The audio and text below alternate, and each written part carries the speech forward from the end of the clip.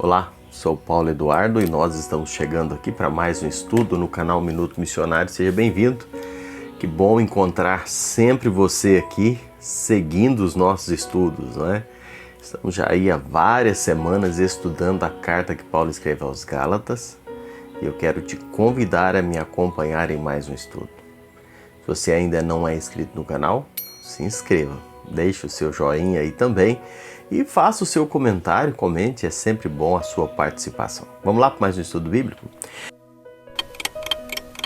Nós estamos aqui estudando a carta que Paulo escreve aos Gálatas, estamos no capítulo 3, onde Paulo vai falando sobre agora, a partir do versículo 15, sobre a relação da lei com a promessa. Paulo está abordando um assunto aqui um tanto quanto delicado e nós precisamos de atenção para entender o que Paulo está tratando aqui, visto que ele ainda está combatendo aqueles judaizantes, né, que perturbavam a igreja, que estavam tentando perverter o evangelho, colocando seus ensinamentos ali, esses falsos mestres. Eles estavam ferindo um dos princípios, né, a sola fides, que é a justificação somente pela fé. Eles estavam combatendo fielmente isso e perturbando a igreja. Paulo está mostrando, né, a questão da salvação, porque eles queriam colocar novamente a lei como contribuição para a salvação do homem e acrescentavam as obras da lei como um fundamento essencial para a salvação. E Paulo vai debatendo com eles aqui, combatendo, na verdade, não debatendo, mas combatendo eles. E tem uma afirmação muito boa para a gente pensar. John Stott, ele afirma o seguinte, eu vou fazer a leitura do que John Stott diz. O mesmo Deus que deu a promessa a Abraão, também deu a lei a Moisés. Deus é um. Capítulo 3, versículo 20 fala isso. Isto é, o Deus de Abraão e o Deus de Moisés são a mesma pessoa. Nós não podemos colocar Abraão e Moisés um contra o outro, também não podemos colocar nem podemos colocar a lei e a promessa uma contra a outra, não é? John Stott vai dizendo isso. Se Deus é o autor de ambas, deve ter tido algum propósito nelas. E aí ele vai estar dizendo, né? Qual é então a relação entre promessa e lei? Versículo 15 a 18, Paulo diz que a lei não anulou a promessa, e nos versículos 19 a 22 diz que a lei iluminou a promessa. Nos versículos 23 e 24, Paulo descreve que éramos sobre a lei, e nos versículos de 25 a 29, diz que somos de Cristo. Irmãos, já falamos isso aqui em um outro estudo. A lei, ela não nos salva, mas a lei nos toma pela mão e nos leva até Cristo, nos mostra Cristo, não é? E eu quero destacar alguns aspectos aqui no nosso estudo de hoje. Primeiro deles, irmãos, nós vamos ver que Abraão, a partir do versículo 15, capítulo 3 de Gálatas, diz que Abraão foi justificado diante de Deus não pelas obras da lei, mas pela fé na promessa que Deus havia feito a Abraão. Antes mesmo da lei, antes da circuncisão, Deus já havia prometido a Abraão pela promessa, e Abraão, pela fé nessa promessa, é que ele foi então justificado. Versículo 15 diz, irmãos, Gálatas 3 e 15, irmãos, falo como homem, ainda que uma aliança seja meramente humana, uma vez ratificada, ninguém a revoga ou lhes acrescenta alguma coisa. Deus espera que todo pacto seja honrado. Um pacto é um acordo feito entre duas pessoas e uma vez firmado e selado, se espera que ele seja cumprido, não é? Selado pela lei, ele obriga a guardar as suas palavras, as suas promessas, e assim fala desse pacto.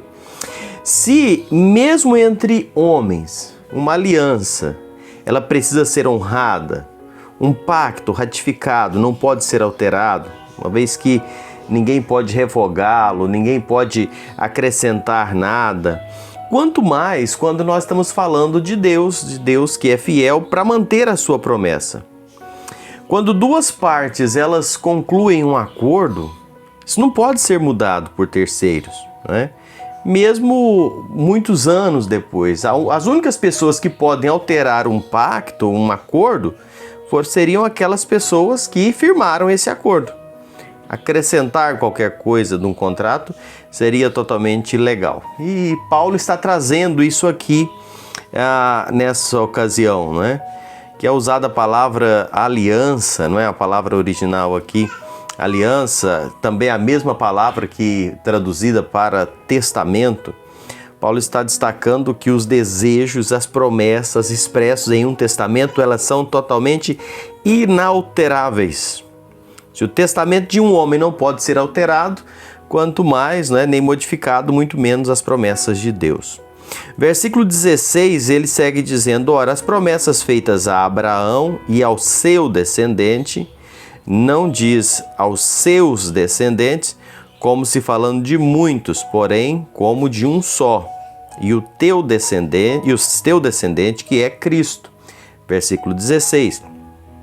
Deus fez um pacto com Abraão e o seu descendente. Então, como nós podemos saber que uma pessoa é justificada pela fé e não pelas obras? É que as promessas de Deus foram feitas a Abraão, em Gênesis 17, 7 e 8.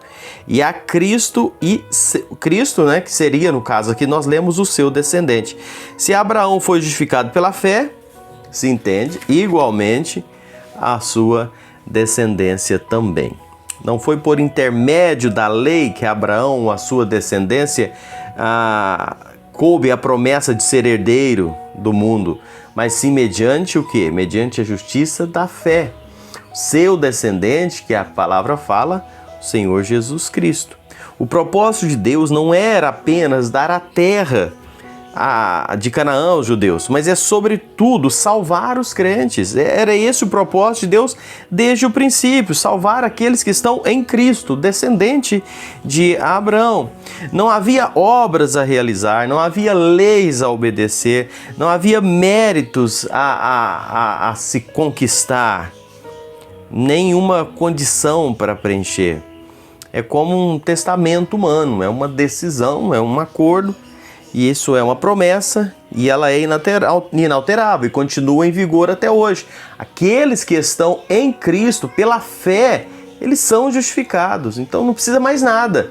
A promessa foi feita lá para Abraão, e o descendente que é Cristo, e se hoje nós estamos em Cristo, nós somos justificados.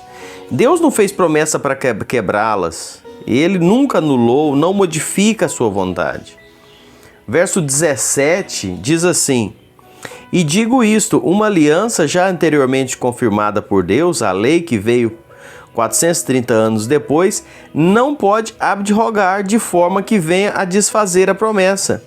Irmãos, Deus deu o seu pacto de fé antes de dar a lei. Isso aqui é importante a gente também frisar, né, nesse versículo 17.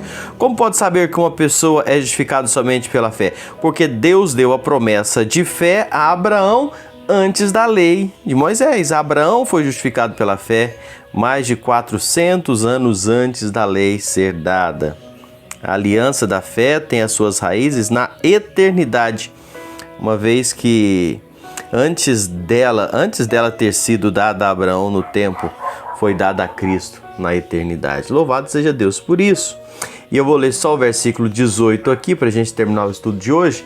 O versículo 18 diz assim: porque se a herança provém da lei, já não decorre de promessas, mas foi pela promessa que Deus a concedeu gratuitamente a Abraão.